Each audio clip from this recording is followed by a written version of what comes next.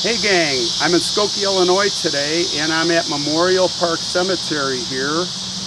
And we were here a while back doing another episode, and it included Cookie Cupsonet, the murder, and some others. But we're here today to talk about the sad ending of, well, many people died in a tragic plane crash that happened in 1960 over New York City. And I want to start by thanking Lorraine McGinnis, who goes by the handle of Rainy MCG on our channel. She's one of our viewers, faithful viewers, who goes way back.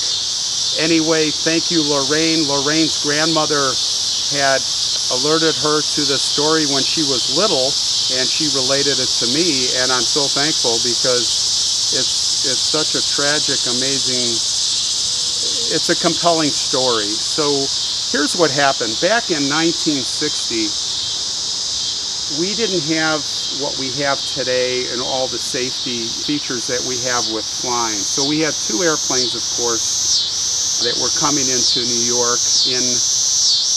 One of the airplanes was a Super Constellation, which was built by Lockheed. It was one of the biggest four-engine propeller radial engine airplanes going. It was kind of reaching the end of the propeller era, so it was at the top of the game. But it was being overtaken by the jet age, and the other plane involved was a United Airlines plane. It was built by Douglas. It was a DC-8, which later became McDonnell Douglas. And the DC-8 was, of course, a faster airplane. It had also four engines, jet engines, heavier airplane. And these two planes were destined to meet in the sky over New York, sadly. Now, back in those days, we didn't have instrument flying like we have today, the safety features that we have today. Now, let me kind of digress a little bit, and I'll explain how instrument flying works. I know a lot of you know that I'm an instrument-rated pilot, and I'll try to keep it in layman's terms. But when you're instrument flying, you can't. It's when the weather's really bad, you can't see where you're going. And you're basically relying on your instruments, but even bigger with that, you're relying on ATC, air traffic control. They are telling you what to do. You've got to follow every order precisely, and you can only go so far as the clearances that they give you. And that's what happened in this story is there was a problem not maybe following the clearances. So when you're instrument flying, for example, when you take off from an airport, you're in the back of the airplane, the pilots are instrument rated, commercial pilots, they're getting clearances for takeoff, and you're going to get a clearance, say, to go to 2,500 feet to this fix, which is a location, and basically await the next clearance. So it's kind of a step-by-step process. You're en route, you've got your clearance, you've got to maintain that altitude, you've got to maintain that vector. And when you're in descent and coming in for the landing, that's usually the most intense part of the flight. The two pilots really have their hands full. The most complex part, I think. And in this case, and back then, the United Airlines flight, the DC-8, was in a holding pattern. And it was a snowy day. It was raining. It was just before Christmas. It was December 16th, 1960. And the DC-8 was in, and basically a holding pattern is kind of like a racetrack, like a not a horseshoe. It looks like an elongated ellipse, and you basically got to go one way. You've got to maintain altitude, and you've got to stay in that hold, and that's the clearance that they had. The Super Connie, the Constellation, the four-engine beast that was coming in, they had 45 passengers aboard. They were probably cleared for an approach, not for the landing, I'm guessing. So they were coming in. And of course, remember, they can't see. They're going on their instruments to keep the level and keep their altitude and keep their whatever vector they're on. And basically, other than that, they're just listening and given orders by air traffic control. So they're coming in, and for some reason, the United Airlines jet decided, and whether it was the pilots or confusion or miscommunication with ATC, they just abruptly left their holding pattern and they started zooming in. They were zooming in for Idlewild Airport, which is today called JFK, and the Dayton originated flight of the Super Connie was coming into LaGuardia. So unfortunately, as luck would have it, and bad luck, they were on a collision course. And what happened was, in the blinding snow, nobody could see what happened until it happened, and still couldn't see. Well, the people on the ground could see the actual collision. And I'm going to tell you, even though they could see on the ground, when you're flying horizontally, usually you're still blind. But anyway, the way that the planes came together is the DC-8 basically came in, and its starboard wing basically cut right through the forward half of the Super Connie, just ahead of the wings with the engines, and probably about cut the Constellation in half with the 45 people. And it basically, from what witnesses said, it just went into a cartwheel straight into the ground. Everybody was probably killed instantly, and the Super Connie hit Staten Island, and that's where it, on a field in Staten Island.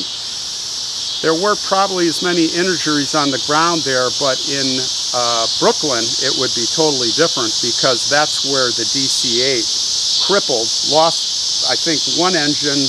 You could imagine the pilots trying to maintain control of the aircraft. It stayed up in the air for another minute and a half, and then it slowly crippled, it fell, probably best description is it fell its way down, and it hit the steeple of a church, and the name of the church was Pillar of Fire.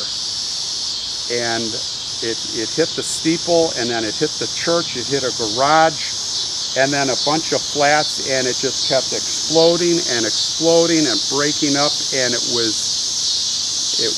just living hell. But again, there was one survivor, a little boy. At least initially he survived, and we're gonna walk to his grave, and I'm gonna tell you the story. So let's proceed. It's a beautiful evening here at Memorial Park. Very calm and very quiet. And it's going to be a beautiful walk that we're going to have, I think.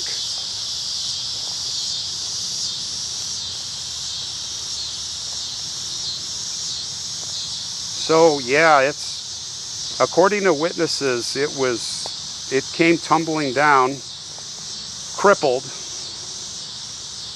And what's really horrific is there were descriptions of people. The people, of course, people were coming to try to help, and nobody knew what most people, even the rescuers, like the firemen, the policemen, they didn't even know whether it was an airplane or what it was. Everyone thought it was a bomb. There was a Catholic school right next door, 1,000 kids it just missed. They thought the boiler had blown up. Nobody knew. All they knew, there was carnage and fire going on outside, and everyone was just focused on the screams that were coming out of this fuselage, this foreign thing, and it was in pieces. And the rescuers tried to help the people inside. The people in the aircraft, in the DC-8, in the fuselage, were still alive, a lot of them. But the jet fuel exploded, and they were all being basically burned alive. And the witnesses said there was nothing they could do. They were horrified for life, because all they could hear and see, they heard the screams, and they just literally watched these people get roasted alive. There was a woman in the back that one of the witnesses said where she was actually getting out of the exit, and the door was, of course, blown open, and she was crawling out. And they say that the witnesses said that all of a sudden there was another explosion from the inside, and it just blew her out. And there was another boy blown up into a tree, and they just really couldn't save anyone. But lo and behold, they looked, and there was a boy, a little boy, 11-year-old boy as it turned out, who was blown into a snowbank. Now he was still on fire. His clothes were on fire, and they all ran over, and they got on top of him, and they rolled him in the snow, and they got the fire put out. Now remember, there's a snowstorm, sleeting, rain, snow, brutal weather, and even in one of the pictures that I saw, there's an old man holding an umbrella over this little boy who was clinging on to his life. So brave. Well, that boy's name was Stephen Lambert Balls, and he would cling to his life for a while. He was calling out for his parents. Mom, Dad, help me, Mom. He was conscious. They got him, after they got the fire put out, they got him over to Methodist Hospital. It was said that all of the other patients had basically said, hey, don't worry about me. The nurse would come in the room, and the patient would say, hey, I don't need anything right now. Go help the little boy. The whole hospital had heard about this little boy, and they wanted him to get all of the focus. Sadly, 80% of Stephen's body was burned. His left leg was fractured, and he was slipping in and out of consciousness, but he was still alive. At first, it seemed like he was going to improve. There is footage, film footage, of his father being interviewed by the news stations, the TV stations, and he was basically blessing God for sparing his son, but also passing on his condolences to the other families. But sadly, the injuries turned out to be too severe. Little Stephen died from his burns.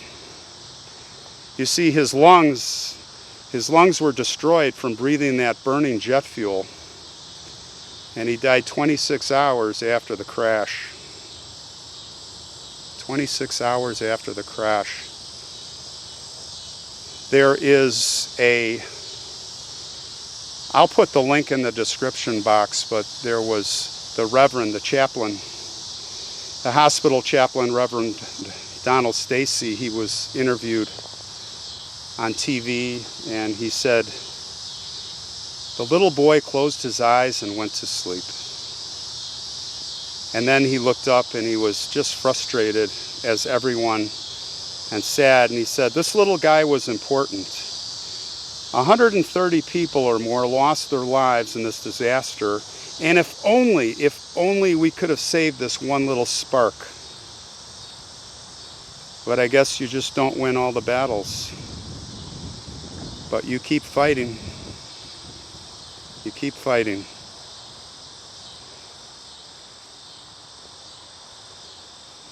It's a veteran's grave here with the flag down. And we'll fix that. We'll see if we can fix this. Oh, the flag's not in good shape. We'll get it put back up. Who do we have here? We have a Lieutenant James Stewart Freeman, who passed in 1942. So look at this, World War II, guys. Let me come around from this side. 1913 to 1942. Yes. USCGR, that's the Coast Guard.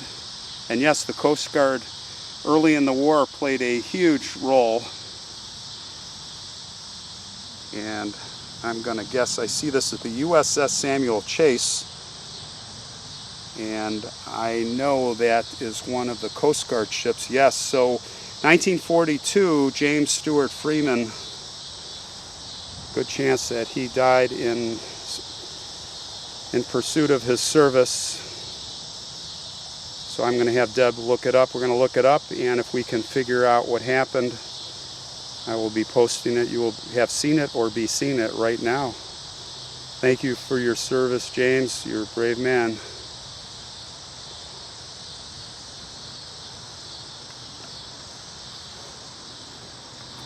Let's carry on.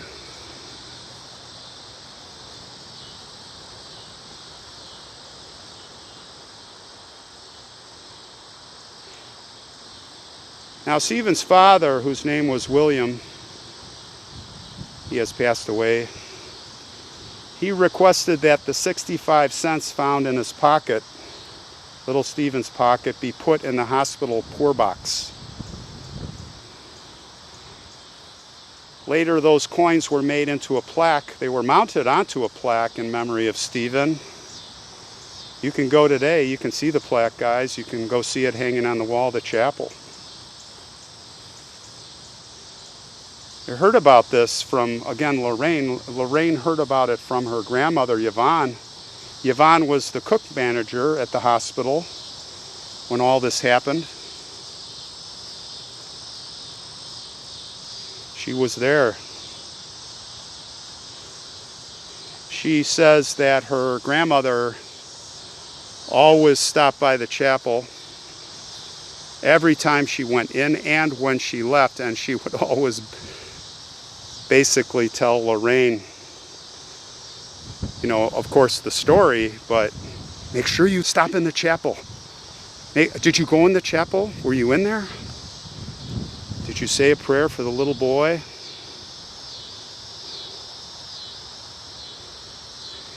And she did. And she never forgot the story. Hence we are here today.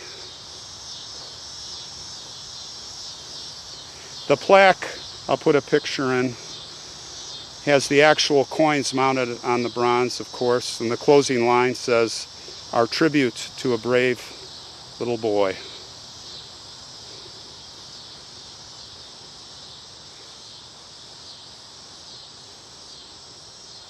Very sad. Very sad.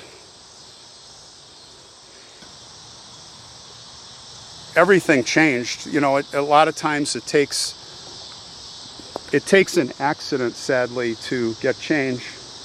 A disaster. How many times have we seen this? And this is what, you know, they really didn't have airport-based radar and airspace control, clearance, traffic avoidance like we have today. But they did, right after this accident, do a lot of those things.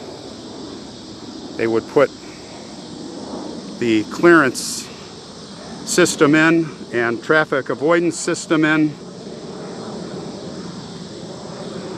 TCAS for the airplanes, which is basically onboard traffic avoidance. Really, I had one in one of my first airplanes where it takes the code, it can read the code of the other airplanes that are transponding and squawking, we call it, and which reports their altitude and position, and then, you know, on your own you can avoid the traffic most of the time. Here are the graves of Stephen and his parents, right here.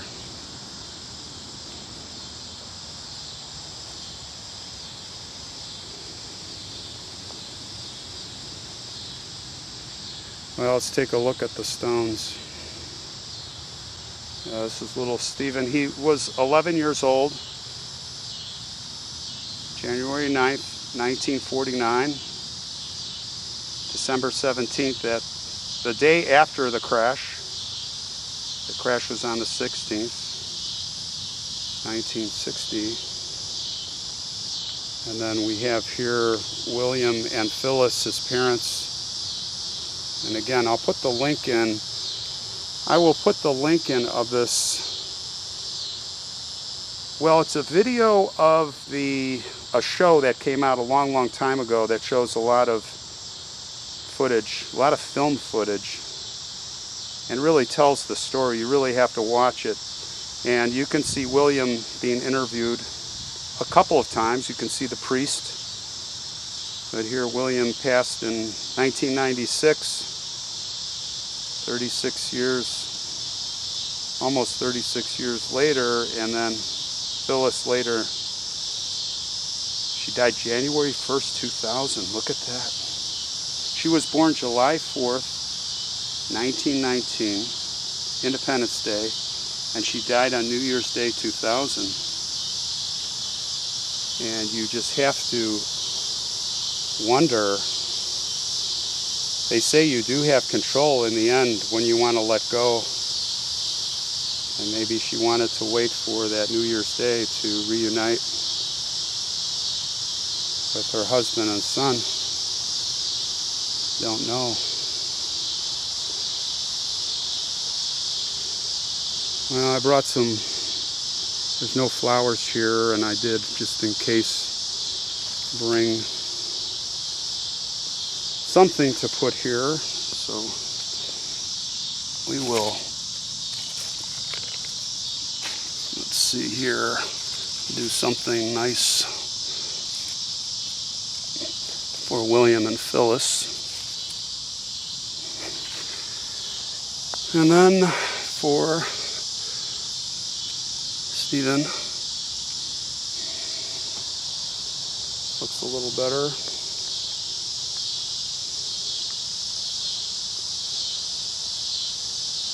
Well, Stephen's younger brother did a blog and put pen to paper, if you will, to capture the memories that he remembered. I'm going to put the link in for that. That's a must read if you're interested in this story. It really takes you back to the time, what it was like then. This was the same time, maybe a few years before me, but the same decade of the 60s when I was little here, growing up in Niles, not far away from Wilmette, where they grew up. And also recollections of Steve. I'll share a couple things with you.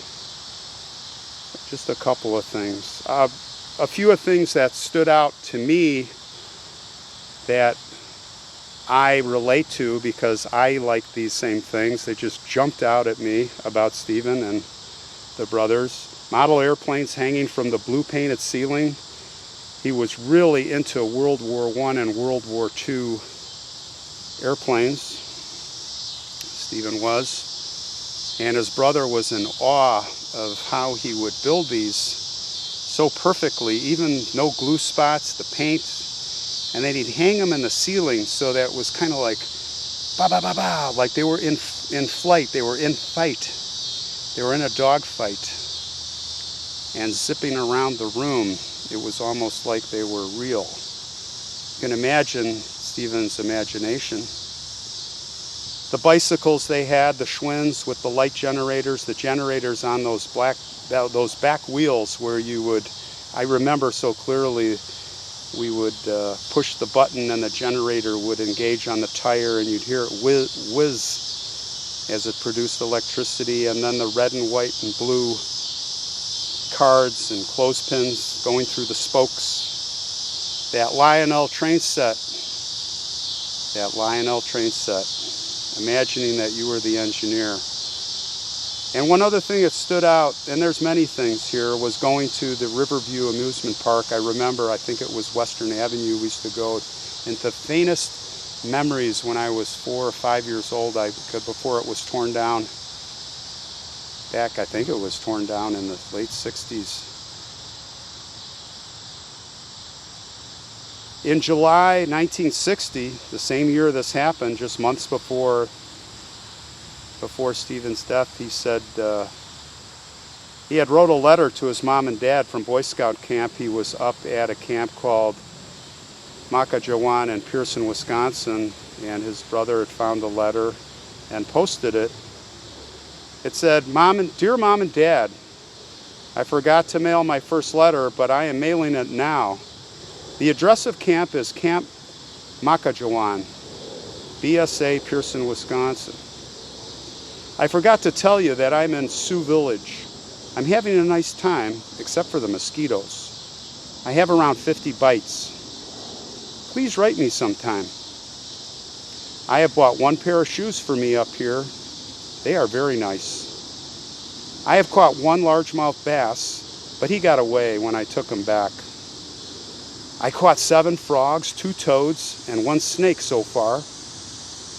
Love, Steve. His brother also found, among other things, his autobiography. Stephen wrote his own autobiography. This boy was really ahead. He recounted that he was supposed to have been born on January 10th, not January 9th, but he came out too early. Then he listed all of his family members' birth dates.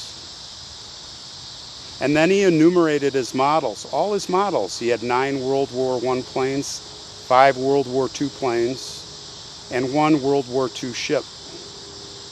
And then he described his life as a Boy Scout, his love of baseball, his hamsters, and his family trips.